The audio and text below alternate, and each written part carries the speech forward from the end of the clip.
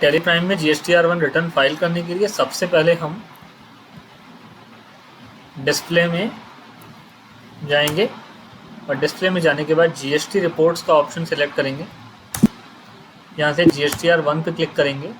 GSTR1 पे click करने के बाद हमको जिस पीरियड का रिटर्न फाइल करना है Alt F2 से हम वो पीरियड सेलेक्ट कर लेंगे। सपोज मुझे अब अगस्त मंथ की रिटर्न फाइल करनी है तो मैंने 1 अगस्त से 31 अगस्त का पीरियड सेलेक्ट कर लिया और इसके बाद यहाँ पर हमको समरी आ जाएगी। समरी में हम देख सकते हैं कि टोटल इस महीने में हमने जितने बिल चढ़ाए हैं वो यहाँ आ जाएंगे। इस पार्टी के मैंने 3 बिल चढ़ाए हैं। ऐसे कितने बिल्स हैं या ऐसे कितने डॉक्यूमेंट हैं जो इस रिटर्न में शामिल हो रहे हैं, तो इंक्लूडेड इन रिटर्न 3 है। HSN समरी 3 बिलों की यहाँ पर एंटर की वो यहाँ पर दिखा रहा है।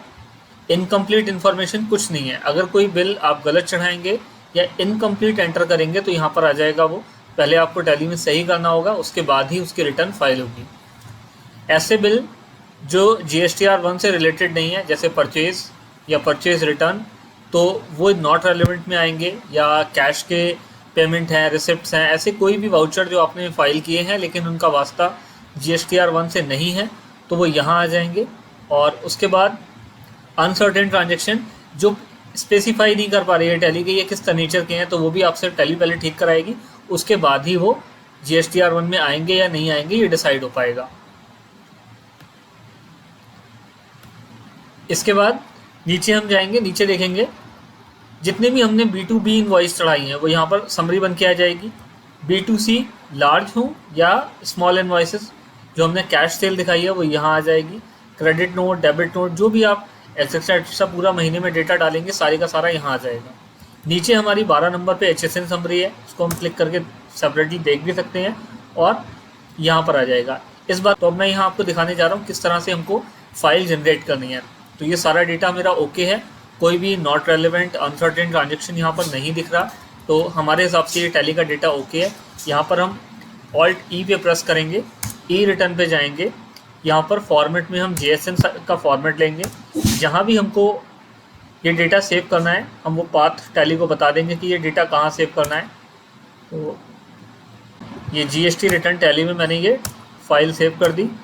एक्सपोर्ट करते हुए HSN के साथ करना है या विदाउट HSN, तो HSN के साथ ही लेके जा रहा हूँ।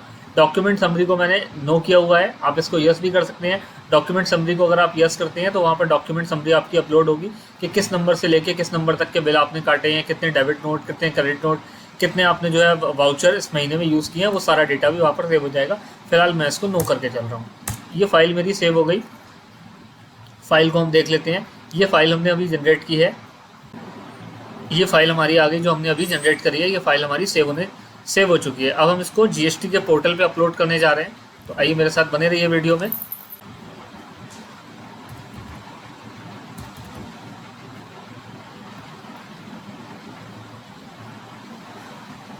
ये लॉगिन किया है, GST के पोर्टल पे आ गए हम। यहाँ पे आके हमने रिटर्न डैशबोर्ड पे क्लिक किया।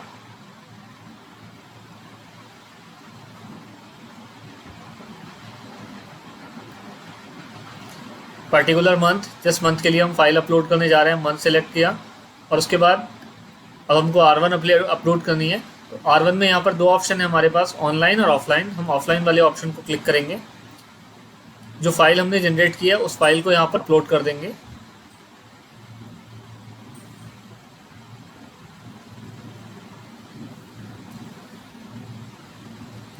ये फाइल हमारी अपलोड हो गई है।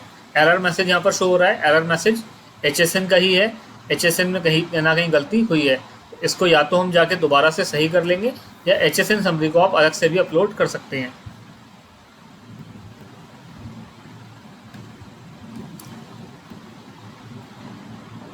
अब हम इसके ऊपर दोबारा से क्लिक करेंगे, चाहे आप ऑनलाइन पे क्लिक कर दीजिए, GSTR1 जहाँ लिखा है वहाँ पे क्लिक कर दीजिए। तो जो हमने इन्वॉइसेस टैली में चढ़ाई थी आप यहाँ देख सकते हैं आ गई हैं। B2B इन्वॉइस में 2 थी, B2C स्मॉल इन्वॉइसेस में 1 इन्वॉइस थी। सभी यहाँ पर डेटा आ चुका है। इसके बाद हमको जाना है नीचे HSN समरी पे। अगर ये अपलोड होके नहीं आया है तो हम इसको यहाँ पर मैनुअली डाल सकते हैं।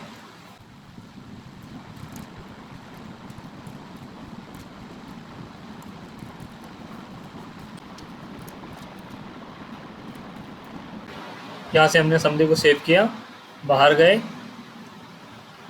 इसी के साथ हमारा रिटर्न का ये फाइलिंग का प्रोसेस यहाँ पर अब डेटा का पूरा हो जाएगा। HSN समरी हमारे पास है, B2B B2C सारी इनवॉइसेस आ गई हैं। इसके बाद जनरेट समरी पे क्लिक करेंगे। समरी जनरेट होने के बाद फाइल रिटर्न पे क्लिक करेंगे, प्रोसीड टू फाइल।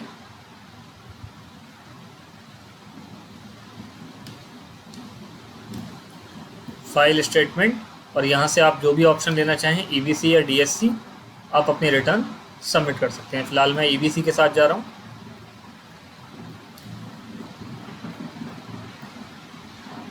और यहाँ हम OTP डालेंगे और हमारा रिटर्न सबमिट हो जाएगा।